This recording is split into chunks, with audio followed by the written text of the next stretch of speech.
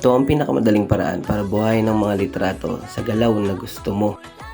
Tara, tuturuan kita.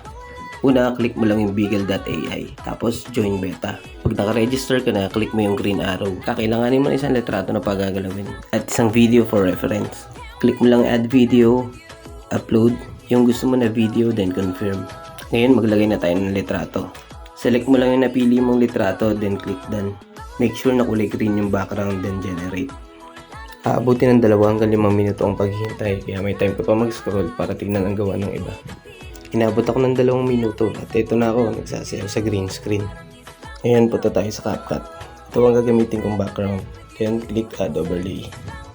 Select mo lang yung green screen video. Hanapin mo lang yung remove background. Chroma key. Tutok mo sa green. Set mo yung intensity and shadow to 100. Drag mo lang yung background mo sa duration ng green screen mo. Resize the video. Set the resolution to HD. Ito yung mabilis na example, pero marami ka pang pwedeng gawin sa tool na to. Please follow, like, and share for more tutorial. Peace out!